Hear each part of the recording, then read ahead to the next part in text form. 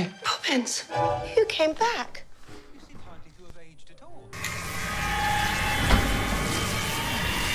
Did... Who are you? You. From the future. You don't recognize me? If you're from the future, why are you dressed like high school? That's what I gotta warn you about! The future! It's nothing but the past! Like, we just missed it? No! There's nothing original anymore!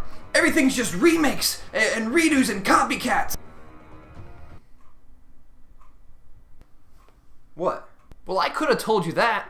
I'm fucking watching Mary Poppins 2 trailer right now. Oh yeah. I guess it didn't go back far enough. Alright, what's tomorrow's Powerball? Because I know you didn't come empty-handed. Fuck, you know, on the warp over here, I knew I forgot something. That's fine, just go back to the future and grab it. Yeah, that's kind of the thing. It's just like a one-time jump. I mean, it's a future thing, and you know, continuity. I don't want to explain it to you right now. So what the fuck are you gonna do here, huh? You gonna pay my taxes? You gonna get a job? You still digging that garden out in the backyard? Yeah, why? No reason.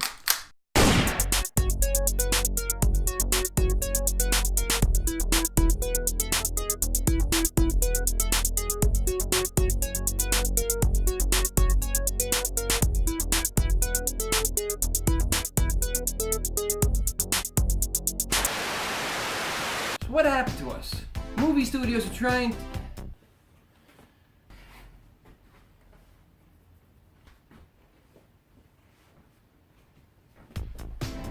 What happened to us?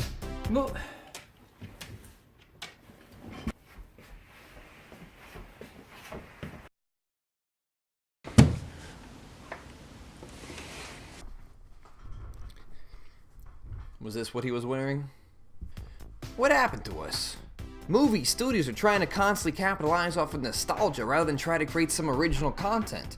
Gaming studios, same shit can be said for you. I mean, not as much, but you still do some shit. And if it's not a remake, it's a successful copycat like Goldberg's, Stranger Things, that's a fucking big one.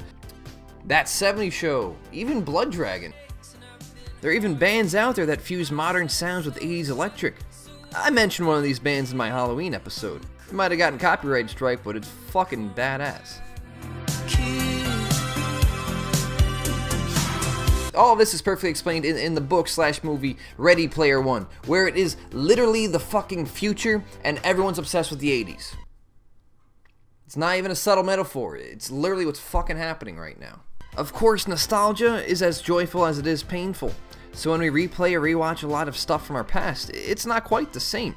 Like, however, there's a reboot or a remake that's rumored in the mix. We get excited because, you know, fuck yeah, childhood.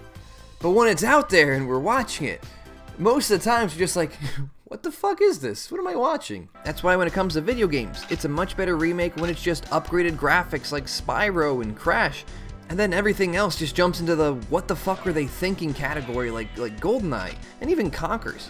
And to capitalize off the older generation consoles, they're creating these mini versions of them with like a handful of games.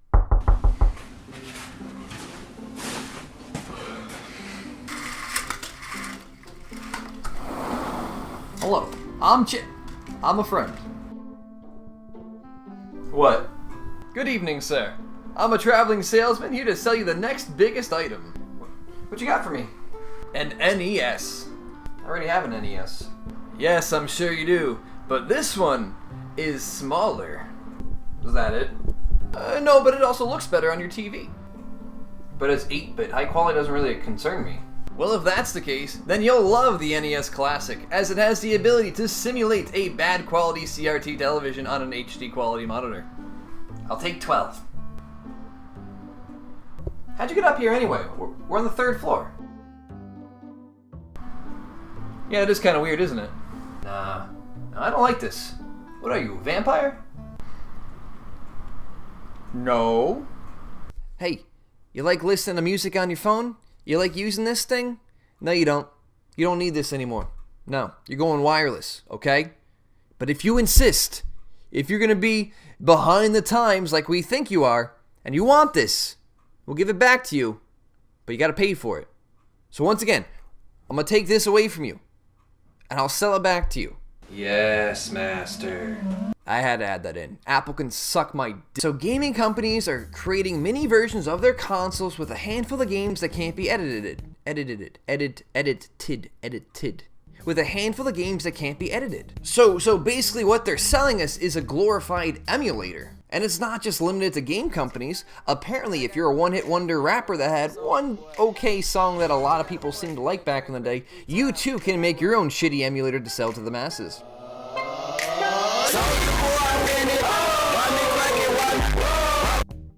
Emulators have been around since 1999, and they're pretty far and wide nowadays.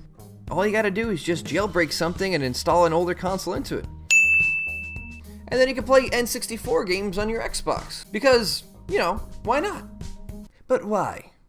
I've played a few of these, I've tested it out. It doesn't add any benefits, it's just really bragging rights. Oh, fuck! Sorry, Mom! Okay. Hey guys, this is Dennis. Do you like technology? Me too! Well, I went into my grandpa's closet and I found this relic. So what if I could tell you that you can put this technology onto this technology? Yeah! Well, ever since my mom removed my parental control, I was able to browse on the deep web and found out how to do it. Lucky! Okay guys! Subscribe for more V-Bucks! Fortnite! Now when you have a game like GoldenEye, I'm going to bring this one up a lot because that's a classic, especially when you're playing with your friends in the N64. The split screen kind of sucks in a CRT because you only got like that much space, but you can't deny the good times you've had with it. But do you know how to make that better? Playing it on the fucking Wii! Are the controls better? Nope! They're just as bad. Well, does it look any better? Nope! If anything, it's fucking worse! Dropping frame rates faster than the IRS is dropping internet thoughts. Not to mention that I can't even handle loading the game sometimes.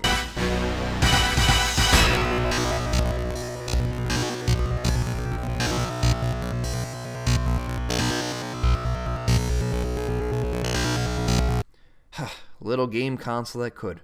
Try your fucking little heart out.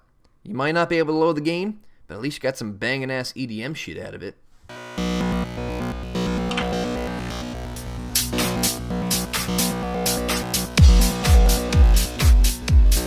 Now that's just one example. What about Banjo-Kazooie though?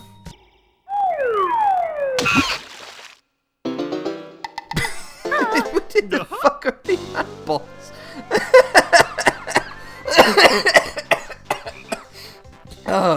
This is gonna give me some fucking nightmares. The year 2018. Humanity has come far. Technology has grown exponentially. We have the knowledge of everything attached to our hips. And whereas we use it most for cat videos, you can install a decent emulator on here. Now with touch controls, your current flagship smartphones can run Ocarina of Time with ease, which is awesome, you know, if you're traveling in a car or playing for long periods of time. But you need to have like 10 fucking power banks because this shit chews through your battery. Jailbreak a phone, why not? Jailbreak a thermostat, jailbreak an Etch-a-Sketch. The list goes on and on. But emulators only become a game changer when it comes to the PC. There's an emulator out there for the N64 that shows just how amazing these games really are. 1080p, 60 FPS, the quality is insane. Nintendo 64 is truly an amazing console, and it's still one of my favorite ones to this day. What this emulator does is shows the true potential that these games actually have. I mean, obviously the N64 wasn't built for a 1080p monitor because we had CRTs. We had 480i. And even though this emulator looks gorgeous, and I mean, if you're smart enough, you figure out this is what I use for my Thanksgiving episode. The fact that when you don't choose a character, they get angry at you and just scratch their ass. This one, like every other emulator out there, has its own flaws. Games would crash constantly. Shit wouldn't even render sometime. And it'd just be overall glitchy as fuck. I couldn't even save certain games. That kind of sucked. But what I really can't stand about this emulator, and a lot of people seem to love, is its adaptation for mouse and keyboard. It doesn't fucking work. Let me put it to you this way.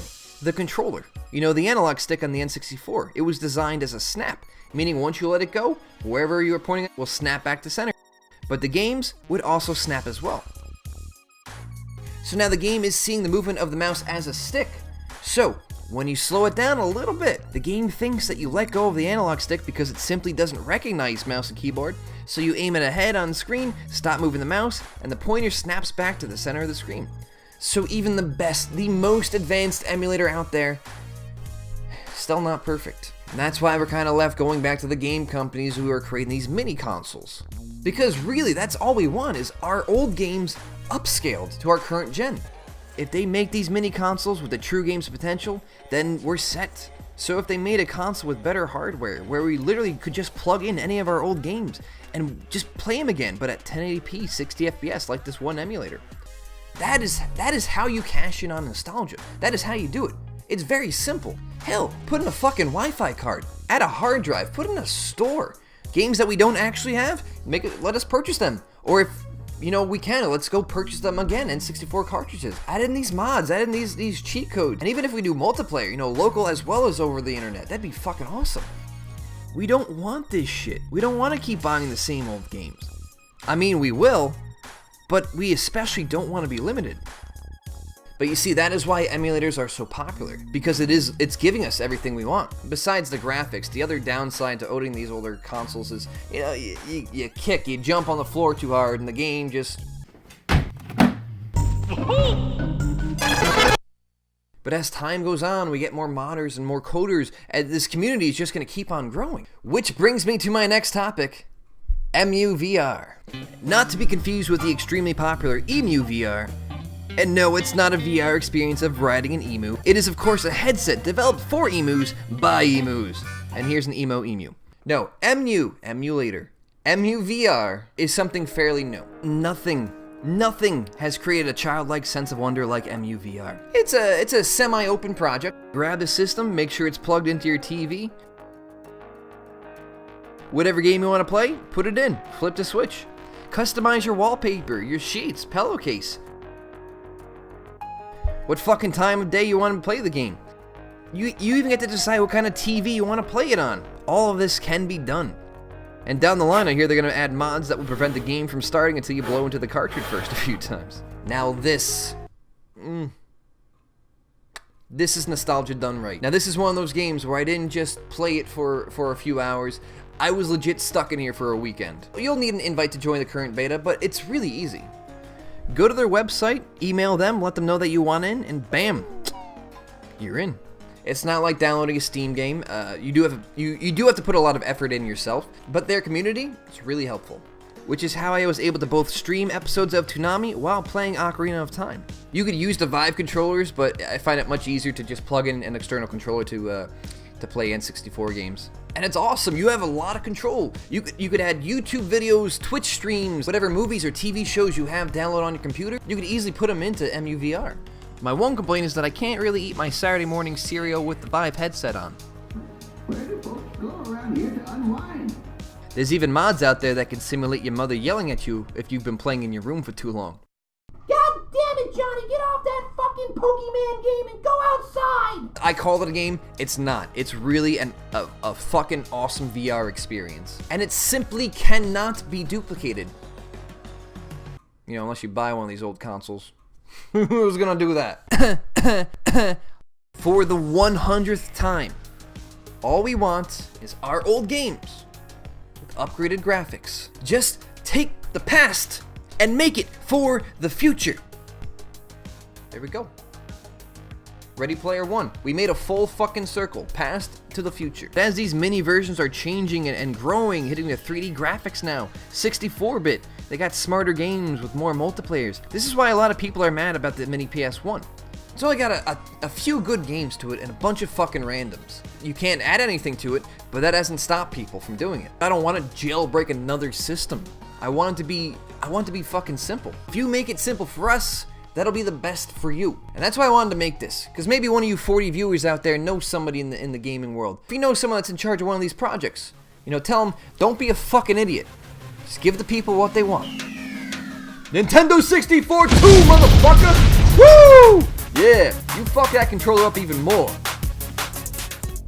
I know not a lot of you watch, this is just fun to do, so, I don't know, like it, subscribe it, whatever. We'll do more stupid shit like this. Thanks for watching. Make sure you watch my Twitch. I play Roblox and Fortnite. Shout out to my Hello Kitty Island Adventure fans. And everybody that's going to the DBZ convention this weekend, I'll see you there. Peace. It's so fucking bad. Alright, stop. Okay.